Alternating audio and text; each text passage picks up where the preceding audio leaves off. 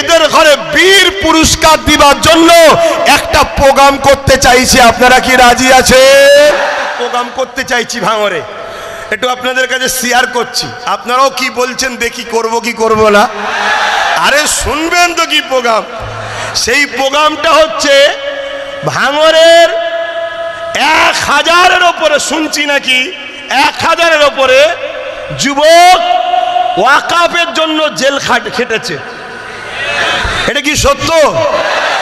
যারা আমার মসজিদের জন্য, যারা আমার মাদ্রাসার জন্য, যারা আমার কবরস্থানের জন্য, যারা আমার ওয়াকাফের জন্য, পাশাপাশি ওয়াকাফ কালা কানুনটা কেন্দ্র সরকার যে করেছে সংবিধান বিরোধী আইন, অর্থাৎ কেন্দ্র সরকার সংবিধানের বিরুদ্ধে কাজ করেছে, তাই সংবিধানের পক্ষেও যারা দাঁড়িয়ে এই জেল খাটলো, এরা তো বীর। এই এদের ঘরে বীর পুরস্কার দিবার জন্য একটা প্রোগ্রাম করতে চাইছি। আপনারা কি রাজি আছেন? সেটা কোথায় হবে আগে ওকে জিজ্ঞেস করি।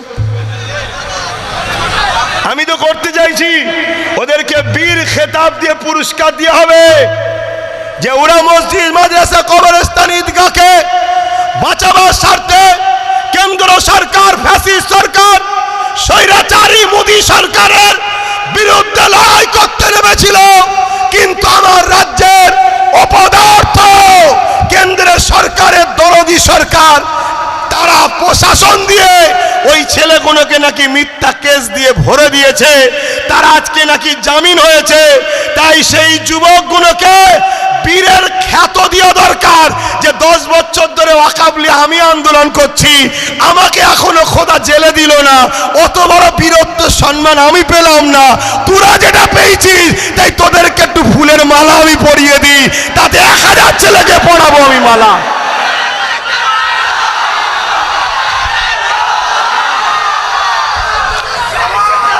তারা আমার মসজিদের জন্য কথা বলতে যাচ্ছিল, তারা আমার মাদ্রাসার জন্য কথা বলতে যাচ্ছিল।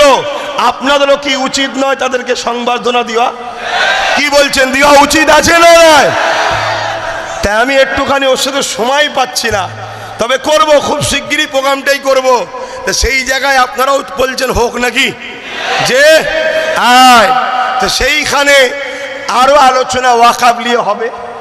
তবে আমি এই মজলিস থেকে আপনাদেরকে একটা কথা বলবো, আল্লাহ আমাদেরকে অনেক ভালোবাসে, তাই তাই জালিমের মুখ থেকে হক করে ফক কথা বেরিয়ে পড়েছে। হক কথা ফক করে বেরোয় না, কেটা কথা আছে না? আরে আমরা বাপ বেটা বসে আছি, ভাই বোনে বসে আছি, ভাই ভাই বসে আছি, এই কচি তোদের অসুবিধা হচ্ছে? অসুবিধা হচ্ছে? অসুবিধা হয়নি বলছে। সেই জায়গায় হক কথা ফক করে বেরিয়ে পড়েছে। কেন্দ্র সরকার ওয়াকাফ কালা কানুন তৈরি করেছে। গত 10 বছর ধরে আমি ওয়াকাফ নিয়ে আন্দোলন করছি। তোমাদের এই ভাঙরের ঘটকপুকুরে বাস স্ট্যান্ডে আমি আন্দোলন করেছি, নিশ্চয়ই সাক্ষী আছো। আমি বলেছিলাম একটা দিন আসছে মসজিদ আমাদের থাকবে না, মাদ্রাসা আমাদের থাকবে না, কবরস্থান আমাদের থাকবে না, ঈদগাহ আমাদের থাকবে না। আন্দোলন করো, লড়াই করো, রাজপাট তৈরি করো। এতে অনেক আলেম উলামা, অনেক নামধারী মুসলমান আমার সমালোচনা করেছে না করেনি? আজকে বলো ওয়াকাফের বিরুদ্ধে বিল হয়েছে না হয়নি? মসজিদ মাদ্রাসা ভাঙা হচ্ছে না হয়নি? মসজিদ মাদ্রাসা ধ্বংসের দিকে দিয়ে যাচ্ছে না যায়নি? গত 10 বছর ধরে বলছি, কিন্তু দুঃখের সাথে বলতে হয় আমার কথাকে গুরুত্ব সেদিন দেয়নি। এরপরে এখনো সময় আছে, কেটে গেলেও একটু হলেও কিন্তু জুড়ে আছে। সুপ্রিম কোর্টে কেস চলছে, কিন্তু সুপ্রিম কোর্টে কেস চলছে বলে চুপ থাকলে হবে না। কিছু মুনাফেক বলবে, কিছু গাদ্দার বলবে আরে কেস চলছে এখন চুপ থাকো। আরে বাবরি মসজিদেরও তো কেস চলছিল, চুপ ছিল বলেই তো সংবিধান বিরোধী রায় হয়ে গেল। আজ যদি ওয়াকাফ নিয়ে আমরা চুপ করে যাই, তাহলে দেখবেন চুপি চুপি আইন তৈরি হয়ে যাবে, ওখান থেকেও বলে দেবে লাগু করে দাও। তাই আন্দোলন আল্লাহর ঘরের জন্য, মসজিদ মাদ্রাসা কবরস্থান মুসলমান আমাদের পেহচানের জন্য এই আন্দোলন করা দরকার আছে না নাই? কিন্তু দুঃখের সাথে বলতে হয় আন্দোলনটা হবে কেন্দ্র সরকারের বিরুদ্ধে। আন্দোলনটা হবে, জোরে বলুন, কেন্দ্র সরকার কালা কানুন তৈরি করেছে। কেন্দ্র সরকার মসজিদ মাদ্রাসা কবরস্থানের বিরুদ্ধে আইন করেছে, তাই কেন্দ্র সরকারের বিরুদ্ধে লড়াই হবে। কিন্তু হঠাৎ করে দেখি আমার রাজ্য সরকার দরদ দেখিয়ে নাক গলিয়ে দিয়েছে যে এখানে হবে না, এখানে হবে না। আমি জানতে চাইছি, এ বাংলা কি ভারতবর্ষের অঙ্গ নয়? এ বাংলা কি কারো বাবাকালী সম্পত্তি নাকি? যেখানে মসজিদের জন্য বলা যাবে না, এখানে মাদ্রাসার জন্য বলা যাবে না, এখানে কবরস্থানের জন্য বলা যাবে না, এখানে আমরা আমাদের কথা বলতে পারবো না, এ কথা বলা যাবে না। যে বলছে সে ঠিক বলছে না ভুল বলছে? জোরে বলুন।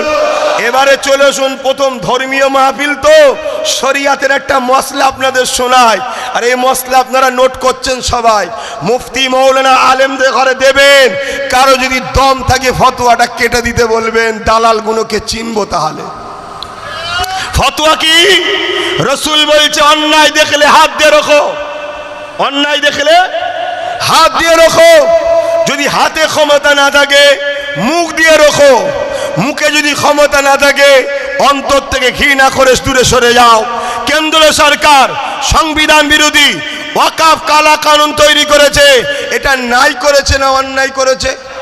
তাহলে রাসূলুল্লাহর হাদিস অনুযায়ী এই কালা কানুনের বিরুদ্ধে হাত দিয়ে লড়াই করতে হবে। যদি হাতে ক্ষমতা না থাকে মুখ দিয়ে প্রতিবাদ করতে হবে, যদি মুখে ক্ষমতা না থাকে অন্তর থেকে ঘৃণা করতে হবে। যদি এই তিনটের মধ্যে কোনোটা না থাকে রাসূলের হাদিস অনুযায়ী তার মধ্যে ঈমান থাকবে না। সারাসার কথা। দ্বিতীয় নম্বর কথা, কেন্দ্র সরকারের ওই কালা কানুনের বিরুদ্ধে পশ্চিম বাংলাতে আন্দোলন করা যাবে না। যদি কেউ পশ্চিম বাংলায় আন্দোলন করে, গুলোগুলি করে, সব থেকে বড় দুশ্মন আমি হব। রাজ্য সরকার এমনটা কথা বলেছে না বলেনি? তাহলে এই কথাটা নাই বলেছে না অন্যায়? জোরে বল নাই না অন্যায়? তা অন্যায়ের বিরুদ্ধে হাত দিয়ে লড়তে হবে। রাজ্য সরকারের এই কথার বিরুদ্ধে হাত দিয়ে লড়াই করতে হবে। যদি হাতে ক্ষমতা না থাকে রাজ্য সরকারের অন্যায়ের বিরুদ্ধে মুখ দিয়ে প্রতিবাদ করতে হবে। যদি মুখ দিয়ে প্রতিবাদ করতে না পারো অন্তর থেকে ঘৃণা করতে হবে। এই তিনটের মধ্যে কোনোটা যদি না থাকে রাসূলুল্লাহর হাদিস অনুযায়ী তার মধ্যে ঈমান নাই, ঈমান নাই, ঈমান নাই।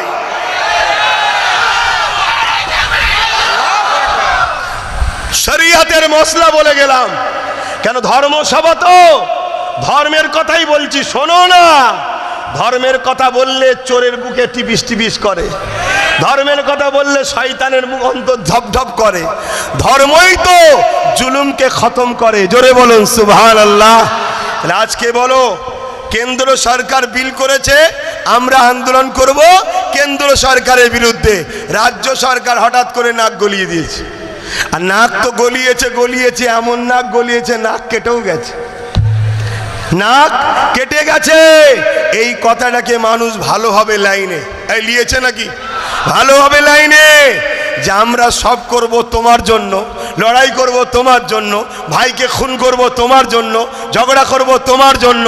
আর তুমি ক্ষমতায় বসে বলবে যে মসজিদ মাদ্রাসার হয়ে যে কথা বলবে তার সবচেয়ে বড় দুশ্মন আমি হব। তা আজকের এই ভাঙরের জমিন থেকে, সুলতান আসগর আলী হুজুরের জমিন থেকে, আমার মুজাদ্দেদ জামানের ভালোবাসার ভাঙর থেকে আমিও বলছি রাজ্য সরকারকে এই কথাটাকে উইড্রো করে ক্ষমা চেয়ে নাও। এই কথাটাকে উইড্রো করে ক্ষমা চেয়ে নাও। আর যদি ক্ষমা না চাও মনে রেখে দিও, কিছু দালাল মোল্লা মলিশা পীর পীরজাদা দিয়ে রুখতে পারবে না খোদার মার। কেন? আমরা দেখেছিলাম বিগত দিন বুদ্ধদেব বাবু একটা কথা বলেছিল, মাদ্রাসায় নাকি জঙ্গি হয়। এই মুসলমান তাকে এমন সাইজ করেছে একেবারেই বেচারি মনের দুঃখে চলে গেছে। শুনছেন না শোনেন? কেন? আমরা হতে পারি গরিব, আমরা হতে পারি অসহায়, আমরা হয়তো রাজনীতিতে অংশগ্রহণ করিনি, তাই আমরা এর পাশে ওর পাশে তার পাশে দাঁড়াই, এর সহযোগিতা ওর সহযোগিতা নিতে পারি, কিন্তু তার বলে এমনটা নয় যে আমার মসজিদের দুশ্মনকে আমরা বুকে নেব, আমার মাদ্রাসার দুশ্মনকে বুকে নেব। তাই আগামী দিন যদি ক্ষমা না চায়, জীবনের শেষ রক্ত দিয়ে হলো এর বিরুদ্ধেও যেমন লড়াই হবে, কেন্দ্রের বিরুদ্ধেও লড়াই হবে। রাজি আছেন না? না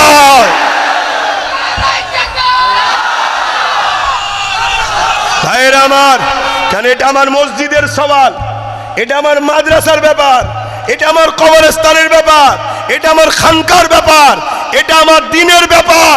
আর মুনাফেক গুলোকে চেনেন, মুনাফেক গুলোকে চেনেন। এই জাতির সব থেকে বড় ক্ষতি করেছে কে জানেন? একদল নামধারী মাথায় টুপিওয়ালা মুনাফেক মুসলমানরা আমাদেরকে ক্ষতি করেছে। দ্বিতীয় নম্বর হলো কারা? একদল নামধারী মুনাফেক মুসলমান রাজনীতির নেতারা আমাদেরকে শেষ করেছে। আজকে এত বড় একটা ঘটনা ঘটছে, কই আমাদের মুনাফেক সেই মুসলমানদের মুখে কথা, কই আমাদের সেই মুসলিম নেতাদের মুখে কথা, কই কই কথা আছে? এই কথা বলুন, কথা আছে? আজ ভাঙড়ের মানুষকে এই কথাকে সামনে রেখে বলে যাচ্ছি, গত 10 বছর আগে বলেছিলাম ওয়াকাফ যাচ্ছে, গেছে না যায়নি? গেছে না যায়নি? কিন্তু আজ যদি তোমরা আমার কথাকে বিশ্বাস না করো, আগামী দিন হারে হারে বুঝে নেবে। কি ভাঙড়বাসী শোনো, তোমাদেরকে টার্গেট বহুত দিন থেকে, তোমাদের বুকের ওপর দিয়ে কেটে কেটে খাল হয়, তোমাদেরই বুকের ওপর দিয়ে সবকিছু করার শখ যায়। কেন? তোমরা কারো মুখাপেক্ষী নয়, খাটো, আর তোমাদের জমিন ফসল এত দেয়, অন্য জায়গা দেয় না। তোমাদের ফসলের খাদ্য পুরো কলকাতা খেয়ে বেঁচে আছে, তাই এদের ভয় হয় ভাঙড়বাসীর কখনো দাম বেরিয়ে দেয়, কলকাতার ভিআইপিরা না খেয়ে মরে যাবে। এজন্য ভাঙড়কে প্রচুর টার্গেট আছে, সেই টার্গেটের একটা টার্গেট বলে যাচ্ছি, তোমাদের ওপরে লক্ষ্য হলো এয়ারপোর্টের নামে জমি অধিগ্রহণ করে তোমাদেরকে উচ্ছেদ করার পরিকল্পনা চলছে। আজ এ কথা মিলিয়ে নেবে, রেকর্ড হচ্ছে। তা যেদিন জমি চলে যাবে, এ ঘর ভাঙবে, বাড়ি ভাঙবে, বাচ্চাদের নিয়ে মায়েদের নিয়ে থাকবে কোথায়? বুলেটের গুলি খেতে হবে, লাঠি খেতে হবে, মার খেতে হবে। ওতে মরতে যখন 2 দিন পরেই হবে, আজকে মরবো যাতে করে কোনোদিন ভাঙড়ে কেউ জমি নিবার স্বপ্ন না নেয়। এর জন্য লড়াইয়ের দরকার আছে না নাই? জোরে বল, লড়াইয়ের দরকার আছে না নাই? তাই বলে গেলাম, যেমন ওয়াকাফ নিয়ে বলেছিলাম, মানুষ আমার কথা সাথ দেয়নি। মনে রাখবেন, মানুষটা ছোট হতে পারে বয়সে, কিছু জিনিস আল্লাহর পক্ষ থেকে সাহায্য পায়, আলহামদুলিল্লাহ। এটা পীরের মাশায়েখদের দোয়া। তাই সেদিনও বলেছিলাম যা, আজও তাই ঘটছে, আজও বলে যাচ্ছি, আগামী দিন তাই ঘটবে। তো যাক, সময় যখন আসবে আরো আলোচনা হবে। আমি ওয়াকাফ নিয়ে যেটা বলছিলাম, কি ওয়াকাফ নিয়ে বলা যাবে না? যাবে না? ওয়াকাফ তোমার ধর্ম, ওয়াকাফ তোমার ধর্মের একটা পাঠ। তাহলে বলুন, সেই ওয়াকাফ নিয়ে প্রত্যেকটা ইমাম, প্রত্যেকটা আলেম, প্রত্যেকটা পীর পীরজাদা 5 মিনিট হলেও আলোচনার দরকার আছে না নাই? প্রতিটা মসজিদের ইমামদের অনুরোধ করছি, 2 লাইন হলো বলুন ওয়াকাফ নিয়ে প্রতি জুম্মায়। ঘুমিয়ে পড়লে হবে না, ঘুমোলে বাবরির মতো চলে যাবে। আর প্রতিটা আলেম উলামা যারা মাইক পান, জলসা করেন, 5 মিনিট হলো ওয়াকাফ নিয়ে জাতিকে সজাগ করুন। যত আন্দোলন বাড়বে, দিল্লিতে তার প্রভাব বাড়বে। যত আন্দোলন বাড়বে, দিল্লিতে তার চাপ বাড়বে। কৃষকরা যেমন আন্দোলন করে কেন্দ্রের কালা কানুনকে বাতিল করেছিল, আমাদেরকেও আন্দোলন করতে হবে মসজিদ, মাদ্রাসা, কবরস্থান, ঈদগাহকে বাঁচাবার জন্য। নাহয় মনে রাখবেন, আগামী দিন আমরা আমাদের কবর দিতে পারবো না, বাধ্য হতে হবে পুড়াতে। 2-4 দিন কষ্ট হবে পোড়াতে, তারপরে অভ্যাস হয়ে যাবে। এদের লক্ষ্য হলো ইসলামকে মুছে দেব। এদের লক্ষ্য কি? ইসলামকে মুছে দেব। একদিকে একজন সরকারের পয়সায় 3 কোটি টাকা খরচ করে দীঘাতে হিন্দু ভাইদের ধর্মস্থান করছে, করছে না? করে না? 300 কোটি টাকা খরচ করে অপরদিকে আরেকজন আমাদের ধর্মস্থানগুলোকে ভাঙতে চাইছে। তার মানে কি, মুসলমানদের কোনো ঐতিহাসিক স্মৃতি রাখবো না, প্রমাণ করব ভারতে মুসলমান নতুন নতুন এসেছে, এরা আগে ছিল না, তাই এদেরকে নাগরিকত্ব কেড়ে নেওয়া হবে। তাই আমার আরেকটা দাবি, এই জলসা থেকেই বলছি, আপনাদের আপত্তি নাই তো? দীঘাতে যেমন 300 কোটি টাকা খরচ করে কেউ যদি হিন্দু ভাইদের ধর্মস্থান করে, সরকারি টাকা সবার অধিকার, তাহলে সেই দীঘাতে কেন অন্য আদিবাসী, দলিত, শিখ, পাঞ্জাবি এবং মুসলমানদের ধর্মস্থান হবে না? ওখানে আমাদেরও করে দেখাতে হবে, ঠিক না বেঠিক গো? ওখানে আমাদেরকেও করে দিতে হবে। আমার সঙ্গে আপনারা একমত না? একমত নয়, একমত তো নাকি? অধিকার নিতে শিখুন, অধিকার নিতে শিখুন। আমি জামা কিনি, ট্যাক্স দিই, টুপি কিনি, ট্যাক্স দিই, আপনি কাজ কারবার করেন, ট্যাক্স দেন। সেই ট্যাক্সের টাকায় 300 কোটি টাকা খরচ করে হিন্দু ভাইদের জন্য তুমি তীর্থভূমি করেছো। সরকার, তুমি সবার সরকারি পয়সায় তো করা উচিত নয়, তারপরেও তুমি করেছো। যখন তুমি সবার সরকার বলছো, তাহলে আমাদেরটা কই? এটা দরকার আছে না নাই? আমাদের করবে না, উপরন্তু আমরা আমাদের মসজিদকে বাঁচাতে চাইবো, বলবে বাঁচানোর জন্য কথা বলা যাবে না। এদের পরিকল্পনাটা আপনারা বুঝতে পাচ্ছেন কি জানি না। এদের পরিকল্পনা হলো 80, 90, 100 বছর আগে থেকে যত ঐতিহাসিক মসজিদ, মাদ্রাসা, কবরস্থান আছে, যেগুলোর কাগজ নেই। শুনছেন তো নাকি? যদিও থাকে, সে কাগজ খোলার মতো উপায় নেই, খুললেই মরমর করে ভেঙে যাবে। শুনছেন তো নাকি? তাহলে এইগুলোকে দখল করে নাও, ভেঙে আদানি আম্বানিকে দিয়ে দাও। দিয়ে দেওয়া হয়ে গেলে কি হবে? তখনই আমরা বলবো, স্বাধীনতার আগে যদি ভারতে মুসলমান থাকতো, পশ্চিম বাংলায় থাকতো, তাহলে তোমাদের মসজিদ, মাদ্রাসা, কবরস্থান কই? শুনছেন তো নাকি? আর যদি আমরা এগুলো বাঁচাতে পারি, 1400 বছরের একটা মসজিদ আছে কেরলে, চিরামান মসজিদ। কি মসজিদ?